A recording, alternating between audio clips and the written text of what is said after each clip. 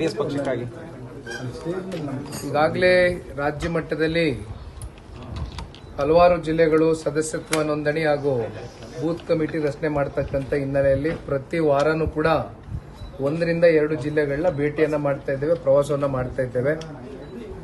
ಕೊಪ್ಪಳಕ್ಕೆ ಹೋಗಿದ್ವು, ಹಳೆ ಮೈಸೂರು ಪ್ರಾಂತ್ಯದಲ್ಲಿ ಅನೇಕ ಜಿಲ್ಲೆಗಳಿಗೆ ಭೇಟಿ ಕೊಟ್ಟಿದ್ದೇವೆ. ಇವತ್ತು ವಿಶೇಷವಾಗಿ ಬಾಗಲಕೋಟೆ ಮತ್ತು ಬಿಜಾಪುರ ಜಿಲ್ಲೆಗೆ ಬಂದಿರತಕ್ಕಂಥದ್ದು. ಬಹುಶಃ ಬಿಜಾಪುರ ಜಿಲ್ಲೆ ಇಂದಿನಿಂದ ಅಲ್ಲ, ಸನ್ಮಾನ್ಯ ದೇವೇಗೌಡರು ಸಾಹೇಬರು ಪ್ರಧಾನಮಂತ್ರಿಗಳಾದಂಥ ಸಂದರ್ಭದಲ್ಲಿ ಇಲ್ಲಿ ಏನು ಆಲ್ಮಟ್ಟಿ ಜಲಾಶಯಕ್ಕೆ 10,000 ಕೋಟಿ ಅನುದಾನ ಅವತ್ತಿಗೆ ಕೊಟ್ಟಿರ್ತಕ್ಕಂಥ ಒಂದು ಇತಿಹಾಸ ಇವತ್ತಿಗೂ ಕೂಡ ಮರೀಲಿಕ್ಕೆ ಸಾಧ್ಯ ಇಲ್ಲ. ಈ ಭಾಗದ ಜನತೆಯ ಹೃದಯದಲ್ಲಿ ಈಗಲೂ ಕೂಡ ಅದು ದಟ್ಟವಾಗಿ ನಿಂತಿದೆ. ಬಹುಶಃ ಇವೆಲ್ಲವನ್ನ ನೋಡಿದಾಗ ಪ್ರತಿ ಚುನಾವಣೆ ಸಂದರ್ಭದಲ್ಲೂ ಇಲ್ಲಿ ಇರ್ತಕ್ಕಂಥ 8 ವಿಧಾನಸಭಾ ಕ್ಷೇತ್ರದಲ್ಲಿ ಒಟ್ಟಾರೆಯಾಗಿ 4 ವಿಧಾನಸಭಾ ಕ್ಷೇತ್ರದಲ್ಲಾದರೂ ಜನತಾದಳ ಪಕ್ಷ ಅತ್ಯಂತ ಪ್ರಬಲವಾಗಿ ಅಟ್ಲೀಸ್ಟ್ ಮುಂಬರ್ತಕ್ಕಂಥ ಚುನಾವಣೆಯಲ್ಲಿ 4ಕ್ಕೆ 4 ಕ್ಷೇತ್ರಗಳಲ್ಲಿ ಗೆಲ್ತಕ್ಕಂಥದ್ದಕ್ಕೆ ಹೋರಾಟವನ್ನು ಮಾಡ್ತಕ್ಕಂಥದ್ದಕ್ಕೆ ಇನ್ನೂ 4 ಕ್ಷೇತ್ರಗಳಲ್ಲಿ ಎಲ್ಲೆಲ್ಲಿ ನಾವು ಪ್ರಬಲವಾದಂಥ ಕ್ಯಾಂಡಿಡೇಟ್ಗಳನ್ನ ರೆಡಿ ಮಾಡಬೇಕಾಗತ್ತೆ, ಎಲ್ಲೆಲ್ಲಿ ಕಾರ್ಯಕರ್ತರು ಮುಖಂಡರುಗಳನ್ನ ಹುರಿದುಂಬಿಸಬೇಕಾಗತ್ತೆ, ಇವೆಲ್ಲ ಕೆಲಸ ಕೂಡ ಪ್ರಾಮಾಣಿಕವಾಗಿ ನಮ್ಮ ಶಾಸಕಾಂಗ ಪಕ್ಷದ ನಾಯಕರಾಗಿರ್ತಕ್ಕಂಥ ಸನ್ಮಾನ್ಯ ಬಾಬಣ್ಣ ಅವರು, ನಾವು ಜೊತೆಯಲ್ಲಿ ಮತ್ತೊಬ್ಬರು ಹಿರಿಯರು ನಾಡಗೌಡರು ಕೂಡ ನಮ್ಮ ಜೊತೆಯಲ್ಲಿದ್ದಾರೆ. ಈ ಭಾಗದ ಶಾಸಕರಾಗಿರ್ತಕ್ಕಂಥ ರಾಜುಗೌಡರು ಕೂಡ ನಮ್ಮ ಜೊತೆಯಲ್ಲಿ ಇವತ್ತಿದ್ದಾರೆ. BD ಪಾಟೀಲ್ರಿದ್ದಾರೆ, ಚವ್ಹಾಣ್ ಅವರಿದ್ದಾರೆ, ಶ್ರವಣಗೌಡರು ಎಲ್ಲರೂ ಕೂಡ ಇದ್ದಾರೆ. ಇವತ್ತು ಅನೇಕ ಜನ ಮುಖಂಡರುಗಳು ಇವತ್ತು ನಮ್ಮನ್ನ ಸ್ವಾಗತ ಕೋರಿದ್ದಾರೆ. ಜೊತೆಯಲ್ಲಿ ಸನ್ಮಾನ್ಯ ದೇವೇಗೌಡರು ಈಗಾಗಲೇ ಅವರ ಒಂದು ಮಾರ್ಗದರ್ಶನ, ಅವರ ಒಂದು ಸೂಚನೆ ಏನು ಮೆಂಬರ್ಶಿಪ್ ಡ್ರೈವ್ ಮತ್ತೆ ಬೂತ್ ಕಮಿಟಿಗಳು ರಚನೆ ಆಗಬೇಕು ಅಂತಕ್ಕಂಥದ್ದು ಈಗಾಗಲೇ ಪಕ್ಷದ ಚೌಕಟ್ಟಿನಲ್ಲಿ ನಮ್ಮ ಗಮನಕ್ಕೆ ತಗೊಂಡು ಬಂದು ಮಾತನಾಡಿದ್ದಾರೆ. ಅವ್ರು ಹೇಳದಂತೆ ಈಗಾಗಲೇ ಚಾಲನೆಯನ್ನ ಕೊಟ್ಟಿದ್ದಾರೆ. ಎಲ್ಲರೂ ಕೂಡ ಬಹಳ ಉತ್ಸಾಹಕತೆಯಿಂದ ಈ ಕಾರ್ಯಕ್ರಮದಲ್ಲಿ ಪಾಲ್ಗೊಂಡಿದ್ದಾರೆ. ಸರ್, ಈಗ ಮೊದಲನೇದಾಗಿ ಏನಂತಂದ್ರೆ ವಿಜಯಪುರ ಜಿಲ್ಲೆಯಲ್ಲಿ ಬಹುತೇಕ 2 ರಿಂದ 3 ಕ್ಷೇತ್ರಗಳಲ್ಲಿ ಜೆಡಿಎಸ್ ಬರ್ತಾ ಇತ್ತು. ಈ ಬಾರಿ 1 ಕ್ಷೇತ್ರದಲ್ಲಿ ಮಾತ್ರ ಬಂದಿದೆ. ಸೊ ಈ ರೀತಿ ಜೆಡಿಎಸ್ ಪಕ್ಷದಲ್ಲಿ ಒಂದು ಹಿಡಿತ ಕೂಡ ಇತ್ತು, ಇತ್ತೀಚೆಗೆ ಕಡಿಮೆ ಆಗ್ತಾ ಇದೆ. ಆಗಿದೆ ಅದಕ್ಕೆ ನಿಟ್ಟಿನಲ್ಲಿ ಯಾವ ರೀತಿ ನೀವು ಚಾಲನೆ ಮಾಡೋದು, ಯಾವ ರೀತಿ ಸಂಘಟನೆ ಮಾಡಲಿಕ್ಕೆ ಮುಂದಾಗ್ತದೆ? ಚುನಾವಣೆಗಳಲ್ಲಿ ಗೆಲುವು ಸೋಲು ಅಂತಕ್ಕಂಥದ್ದು ಸರ್ವೇ ಸಾಮಾನ್ಯ, ಅದು ಪ್ರಜಾಪ್ರಭುತ್ವದ ವ್ಯವಸ್ಥೆ. ಆದರೆ ಸೋತಿದೀವಿ ಅಂದ ಮಾತ್ರಕ್ಕೆ ಯಾತಕ್ಕೆ ಸೋತ್ವಿ ಅಂತಕ್ಕಂಥ ಪರಾಮರ್ಶೆಯನ್ನ ಮಾಡಿಕೊಂಡು ಮುಂದೆ ಯಾವ ರೀತಿ ಪಕ್ಷವನ್ನ ಬಲಪಡಿಸಬೇಕು, ಜಿಲ್ಲೆನಲ್ಲಿ ಬರ್ತಕ್ಕಂಥ ಸ್ಥಳೀಯ ವಿಚಾರವಾಗಿ ಯಾವುದೇ ವಿಷಯವಾಗಿರ್ಬೋದು ಹೋರಾಟಗಳನ್ನ ಪ್ರತಿನಿತ್ಯ ಮಾಡ್ಕೊಂಡು ಬರ್ತಕ್ಕಂಥ ಕೆಲಸ ಮುಂದಿನ ದಿನಗಳಲ್ಲಿ ಆಗಬೇಕು ಅಂತಕ್ಕಂಥದ್ದು ಸನ್ಮಾನ್ಯ ದೇವೇಗೌಡರು ಇಂದಿನಿಂದನೂ ಇವೆಲ್ಲವನ್ನು ಕೂಡ ಮಾಡಿಕೊಂಡೇ ಪಕ್ಷ ಕಟ್ಕೊಂಡ್ ಬಂದಿರೋದು ನಾವೆಲ್ಲ ನೋಡಿದ್ದೇವೆ ಚಿಕ್ಕ ಹುಡುಗರಿನಿಂದ. ಹಾಗಾಗಿ ಇವತ್ತು ಸದಸ್ಯತ್ವ ನೋಂದಣಿ ಆಗ್ತಾ ಇದ್ದಂಗೆ ಸ್ಥಳೀಯವಾಗಿ ಯಾವುದೇ ಒಂದು ಸಮಸ್ಯೆಗಳಿದ್ರು ಕೂಡ ಎದುರಿಸಿದ್ರು ಕೂಡ ಜನಗಳು ಅವರ ಜೊತೆನಲ್ಲಿ ನಿಲ್ತಕ್ಕಂಥ ಪ್ರಾಮಾಣಿಕ ಕೆಲಸ ಹಿಂದೆನೂ ಕೂಡ ಜನತಾದಳ ಪಕ್ಷ ಮಾಡಿದೆ, ಮುಂದೆನೂ ಮಾಡ್ತೇವೆ ಅಂತಕ್ಕಂಥದ್ದನ್ನ ಹೇಳ್ತಾ ಇವತ್ತು ಸತ್ಯ ನೀವು ಹೇಳಿದ್ದು, ಇವತ್ತು 1 ಶಾಸಕರು ನಮಗೆ ಈ ಜಿಲ್ಲೆನಲ್ಲಿ ಆಯ್ಕೆಯಾಗಿರ್ತಕ್ಕಂಥದ್ದು ರಾಜುಗೌಡರು. ಆದರೆ ನಮಗೆ ಗೆಲ್ಲಿಕ್ಕೆ ಇನ್ನೂ 3 ರಿಂದ 4 ಕ್ಷೇತ್ರ ನಮಗೆ ಅವಕಾಶಗಳಿದೆ. ಆಮೇಲೆ ದೇವೇಗೌಡರು ಸಾಹೇಬರು ಅನೇಕನೇ ಹೇಳ್ದಂಗೆ ಮಾಡಿರ್ತಕ್ಕಂಥ ಕೆಲಸ ಕಾರ್ಯ, ಸನ್ಮಾನ್ಯ ಕುಮಾರಣ್ಣ ಅವರು ಆಡಳಿತದಲ್ಲಿ ಇದ್ದಾಗ ಮುಖ್ಯಮಂತ್ರಿಗಳಾಗಿದ್ದಾಗ ಅವರು ಕೊಟ್ಟಿರ್ತಕ್ಕಂಥ ಕೊಡುಗೆಗಳು ಇವತ್ತಿಗೂ ಕೂಡ ಜನಗಳ ಹೃದಯದಲ್ಲಿದೆ. ಆದರೆ ನಮ್ಮ ಕಾರ್ಯಕರ್ತರು ಕೂಡ ಅಷ್ಟೇ ಒಂದು ಪ್ರೀತಿ ಉತ್ಸಾಹಕತೆಯಿಂದ ಇಲ್ಲಿರ್ತಕ್ಕಂಥ ಮತದಾರರ ಜೊತೆ ಬೆರೀಬೇಕು ಅಂತಕ್ಕಂಥ ವಿಚಾರವಾಗಿ ನಾವು ಕೂಡ ಅನೇಕ ಬಾರಿ ಹೇಳ್ತಾ ಇರ್ತೇವೆ. ಈಗ ವಿಧಾನಸಭಾ ಚುನಾವಣೆ ಮುಂದೆ ದೂರ ಇದ್ರೂ ಕೂಡ ಒಂದು ಕಡೆ ಆತಂಕ ಕಾಡ್ತಾ ಇದೆ. ಯಾಕಂದ್ರೆ ಈಗ ಜೆಡಿಎಸ್ ಮತ್ತು ಬಿಜೆಪಿ ಮೈತ್ರಿ ಮಾಡ್ಕೊಂಡಿದೆ.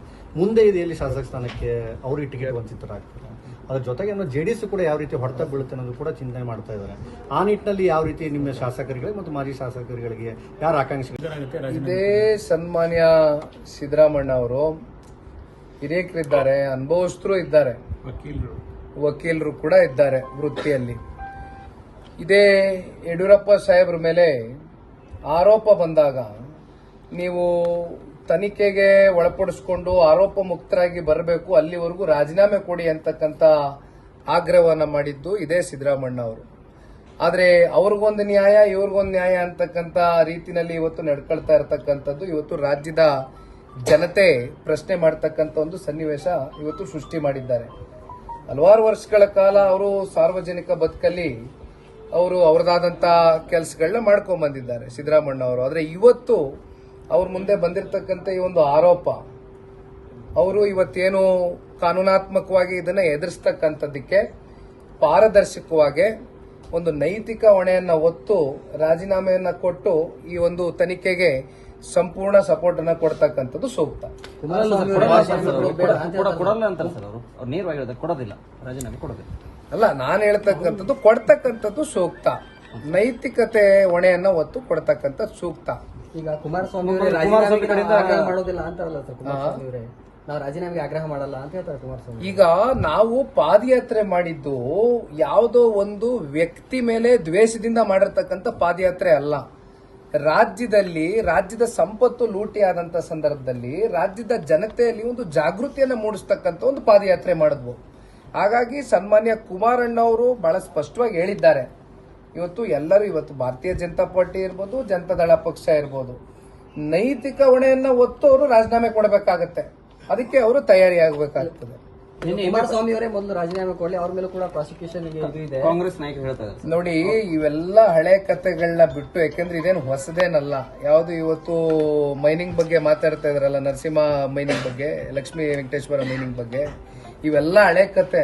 2015 ನಲ್ಲೇನೆ ಸುಪ್ರೀಂ ಕೋರ್ಟು ಆದೇಶ ಕೊಟ್ಟು ಇಮಿಡಿಯೇಟ್ ಆಗಿ 3 ತಿಂಗಳಲ್ಲಿ ಗಡುವು ಕೊಡ್ತೇವೆ, ಇಮಿಡಿಯೇಟ್ ಆಗಿ ನಮ್ ತನಿಖೆ ಮಾಡಿ ಅಂತಕ್ಕಂಥದ್ದು ಲೋಕಾಯುಕ್ತ ಹೇಳಾಗಿದೆ, ಎಲ್ಲ ಹೇಳಾಗಿದೆ.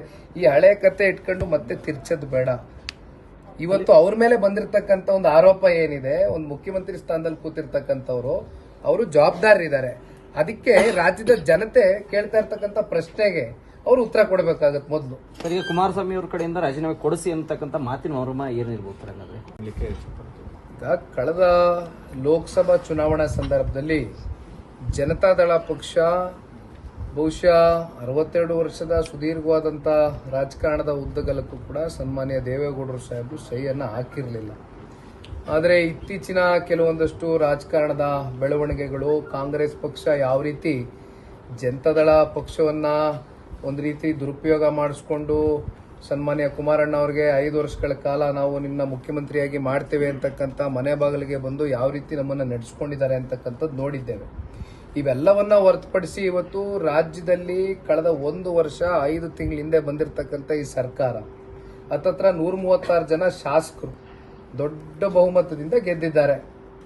ಆದರೆ ಇವತ್ತು ರಾಜ್ಯಕ್ಕೆ ಕೊಟ್ಟಿರ್ತಕ್ಕಂಥ ಕೊಡುಗೆ ಏನು, ಆಗ್ತಾ ಇರ್ತಕ್ಕಂಥ ಅಭಿವೃದ್ಧಿಗಳೇನು, 10 ರೂಪಾಯಿ ಇವತ್ತೇನಾದರೂ ಈ ರಾಜ್ಯ ಸರ್ಕಾರ ಅವರ ಶಾಸಕರಿಗೆ ಏನಾದರೂ ಅನುದಾನವನ್ನ ಕೊಡ್ಲಿಕ್ಕೆ ಆಗಿದೆಯಾ? 5 ಗ್ಯಾರಂಟಿಗಳ ಹೆಸರಲ್ಲಿ ಬಂದು ಇವತ್ತು ಆಡಳಿತ ಮಾಡ್ತಾ ಇರ್ತಕ್ಕಂಥ ಈ ಕಾಂಗ್ರೆಸ್ ಪಕ್ಷ ಅವರ ವೈಫಲ್ಯತೆಗಳು, ಭ್ರಷ್ಟಾಚಾರಗಳು, ಹಗರಣಗಳು ಪ್ರತಿನಿತ್ಯ ಬಯಲಿಗೆ ಬರ್ತಾ ಇದೆ. ನೀವೇ ನೋಡಿದ್ದೀರಿ ಮೂಡದಲ್ಲಿ ಏನಾಗಿದೆ. ಸ್ವತಃ ಈ ರಾಜ್ಯದ ಮುಖ್ಯಮಂತ್ರಿಗಳು ಅವ್ರ ಕುಟುಂಬದವರೇ ನೇರವಾಗಿ ಶಾಮೀಲಾಗಿದ್ದಾರೆ. ಸುಳ್ಳು ದಾಖಲಾತಿಗಳನ್ನ ಸೃಷ್ಟಿ ಮಾಡಿ ಇವತ್ತು ಏನಾಗಿದೆ ಅಂತಕ್ಕಂಥದ್ದು ನಿಮ್ಮ ಮುಂದೆ ಇದೆ.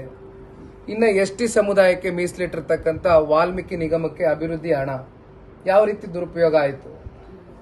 187 ಕೋಟಿ ಅಲ್ಲ, ಕೇವಲ 89 ಕೋಟಿ ಅಷ್ಟೇ ದುರುಪಯೋಗ ಆಗಿರ್ತಕ್ಕಂಥದ್ದು ಅಂತ ಸ್ವತಃ ಈ ರಾಜ್ಯದ ಮುಖ್ಯಮಂತ್ರಿಗಳು ಸದನದ ಒಳಗಡೆ ಮಾತನಾಡ್ತಾರೆ ಅಂತಕ್ಕಂಥದ್ದಾದ್ರೆ, ಹಂಗಾದ್ರೆ ಈ ಕಾಂಗ್ರೆಸ್ ಪಕ್ಷ ಇವತ್ತು ಯಾವ ರೀತಿ ನಡೆದುಕೊಳ್ತಾ ಇದ್ದಾರೆ?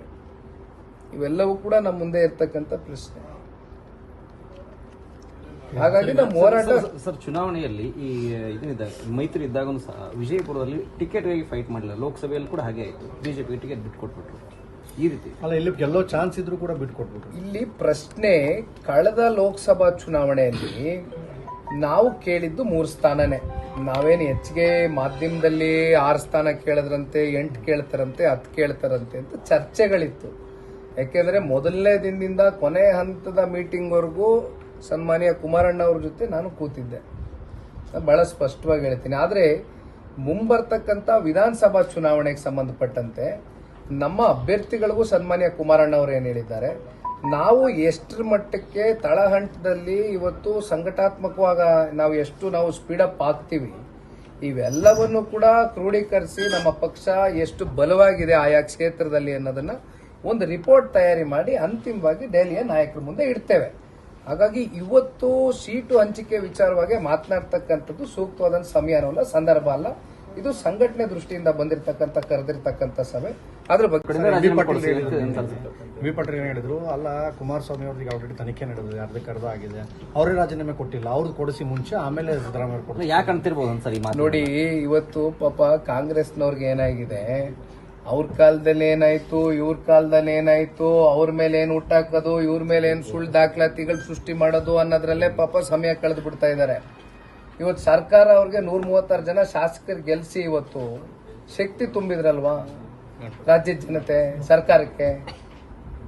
ಇವತ್ತು ಜನ ಪ್ರಶ್ನೆ ಮಾಡ್ತಾ ಇದ್ದಾರೆ, ಅಧಿಕಾರದಲ್ಲಿರೋರು ಯಾರು, ಆಡಳಿತದಲ್ಲಿರೋರು ಯಾರು? ಬಹುಶಃ ಹಿಂದೆಂದೂ ಈ ರಾಜ್ಯದ ಇತಿಹಾಸದಲ್ಲಿ ನಡೆದಿರಲಿಲ್ಲ. ಎಲ್ಲಿ ಈ ಪಾದಯಾತ್ರೆಯ ಒಂದು ಯಶಸ್ಸು ಎರಡು ಪಕ್ಷಕ್ಕೆ ಸಿಗುತ್ತೆ ಅಂತಕ್ಕಂಥ ಹಿನ್ನೆಲೆಯಲ್ಲಿ ಜನಜಾಗೃತಿ ಅಂತಕ್ಕಂಥದ್ದು ಅದು ಎಂತದೋ ಪಾಪ ಅದು ಯಾವ್ದೋ ಒಂದು ಕಾರ್ಯಕ್ರಮ ಯಾವ್ದೋ ಒಂದು ಹೆಸರಲ್ಲಿ ಮಾಡಿದ್ರು. ಆಡಳಿತ ಪಕ್ಷ ವಿರೋಧ ಪಕ್ಷಕ್ಕೆ ಪ್ರಶ್ನೆ ಕೇಳತಕ್ಕಂಥ ಸನ್ನಿವೇಶ ಈ ರಾಜ್ಯದ ಇತಿಹಾಸದಲ್ಲಿ ಮೊದಲನೇ ಬಾರಿ ಬಹುಶಃ ಈ ಕಾಂಗ್ರೆಸ್ನ ಇಂಥ ಸರ್ಕಾರ ಕೊಟ್ಟಿರ್ತಕ್ಕಂಥದ್ದು. ಹಾಗಾಗಿ ಇದ್ರಲ್ಲಿ ಬಹಳ ಸ್ಪಷ್ಟವಾಗಿ ಅರ್ಥ ಆಗ್ತದೆ, ಅವರು ತಪ್ಪುಗಳನ್ನ ನುಲಿಸ್ಕೊಳ್ಳೋದಕ್ಕೋಸ್ಕರ ಇವತ್ತು ವಿರೋಧ ಪಕ್ಷಕ್ಕೆ ಪ್ರಶ್ನೆ ಕೇಳ್ತಕ್ಕಂಥ ಸನ್ನಿವೇಶ ಪ್ರಾರಂಭ ಮಾಡಿ. ಸರ್, ಈಗ ದರ್ಶನ್ ಅವ್ರ ಕೇಸಲ್ಲಿ ಬಹಳ ಬೇಗ ಬೇಲ್ ಸಿಕ್ತು ಅಂತ ಸರ್ ಊರಿನ ಜನತೆಗೆ. ಇರ್ಲಿ, ಅದ್ರ ಬಗ್ಗೆ ಏನ್ ಚರ್ಚೆ ಬೇಡ ನೋಡೋಣ. ನಾನು ಹಲವಾರು ಬಾರಿ ಹೇಳಿದ್ದೀನಿ, ಕಾನೂನಿಗಿಂತ ದೊಡ್ಡವರು ಯಾರು ಇಲ್ಲ. ಈ ನೆಲದ ಕಾನೂನಿಗೆ ಎಷ್ಟೇ ಪ್ರಭಾವಿಗಳಿರ್ಲಿ, ಎಷ್ಟೇ ಬಲಿಷ್ಠರಿರ್ಲಿ, ತಲೆ ಬಾಗಬೇಕಾಗತ್ತೆ. ಅಂತಿಮವಾಗಿ ಕಾನೂನಿದೆ, ಕೋರ್ಟ್ ಇದೆ, ನ್ಯಾಯಾಧೀಶರಿದ್ದಾರೆ. ಸೂಕ್ತವಾದ ಸಂದರ್ಭದಲ್ಲಿ ಸೂಕ್ತವಾದಂತ ಕ್ರಮ ಕೈಗೊಳ್ತಾರೆ. ಸರ್, ಜಮೀರ್ ಅಹಮದ್ ಅವರು ಉಸ್ತುವಾರಿ ಸಚಿವರಾಗಿರೋ ಕಾರಣಕ್ಕೆ ಅವರಿಗೆ ಬಳ್ಳಾರಿಗೆ ಶಿಫ್ಟ್ ಮಾಡಲಾಗಿತ್ತು ಅಂತ ಒಂದು ಆರೋಪ ಸರ್. ಆಯ್ತು, ಅದ್ರ ಬಗ್ಗೆ ಏನ್ ಚರ್ಚೆ